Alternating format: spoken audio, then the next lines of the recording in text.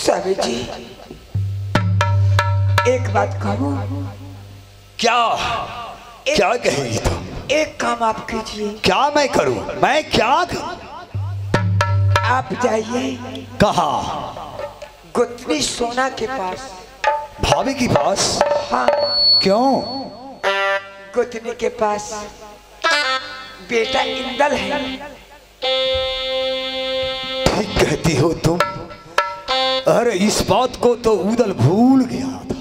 स्वामी जी भूल गया था। ठीक कहती हो तुम। स्वामी जी प्राण प्यारी, बेटा इंदल को ला दीजिए मंगनी करके। अच्छा बेटा इंदल जाएगा मेरे टोली के साथ। ठीक, जाएगी महल में, बैठ जाएगी। जब तक श्रृंगार करके तैयार रहेगी स्वामी जी मैं जा रहा हूँ भाभी की पास। अगर कहीं पूछ बैठा मोरंग का लोग, अच्छा सखी सहेली, उस जगह बेटा इंदल को खड़ा कर दूंगी। अच्छा अब कहूंगी ये मेरा लाल है, ये मेरा पुत्र है। बिल्कुल सही कहती हो। हाँ, बेटा भाभी, यही कहा भाभी।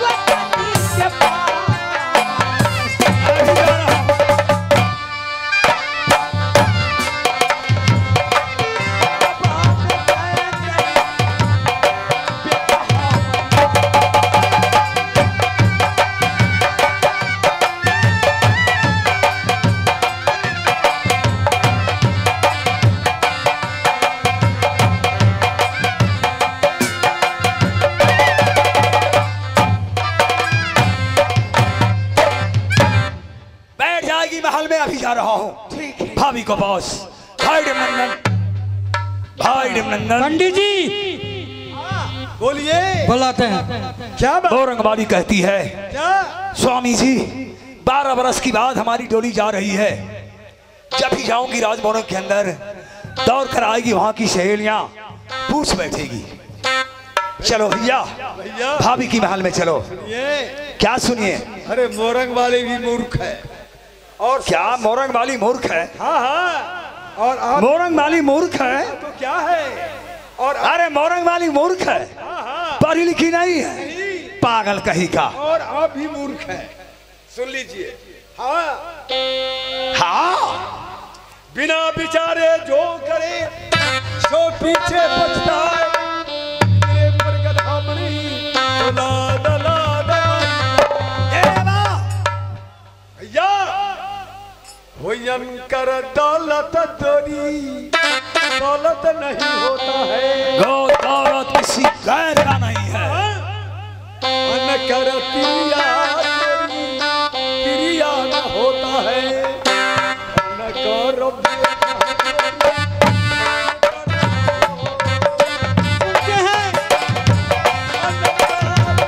दूसरे का बेटा बेटा नहीं।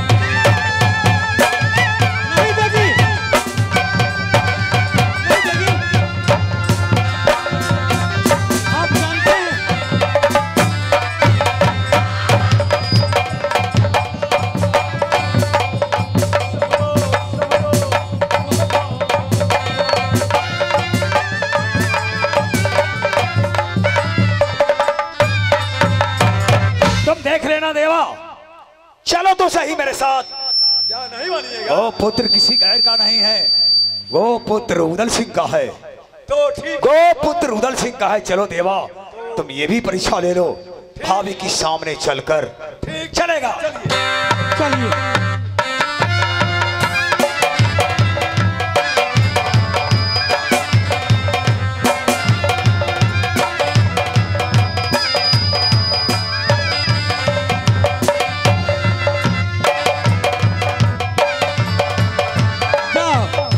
भाभी जी, नैना वाली, नैना वाली, नैना वाली, नैना वाली।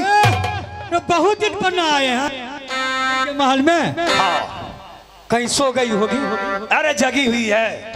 जगी है? हाँ, तो वैसे देख नहीं रहे हो, सुबह होने जा रहा है। हाँ से तो है, न जाने भाभी जी, कहिए। प्रणाम भाभी जी। भाभी जी प्रणाम। प्रणाम। खुश रहिए देवर जी। देखो, तुम लोग रोक रहा था मुझको, तुम लोग रोक रहा था मुझको। हाँ भाभी अपमान करेगी, आदर नहीं करेगी। हाँ। देख लिया? अच्छा देख तो लिए, किस लिए आए हैं, किस लिए, तब ना बात मिलेगा तब ना। अभी सुनो।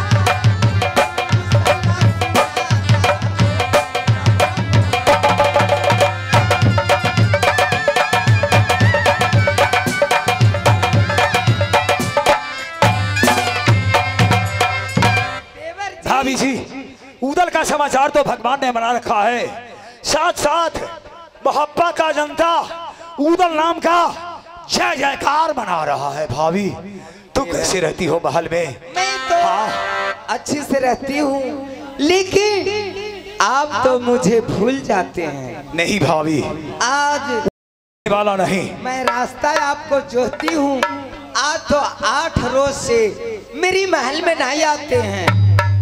नैना वाली, सोचना भूल है। अत्तर भरी हुई शीशे की पत्थर पर फोड़ देता हूँ, अत्तर भरी हुई शीशे की पत्थर पर फोड़ देता हूँ। जब तुम्हारी याद आता है, खाना भी छोड़ देता हूँ।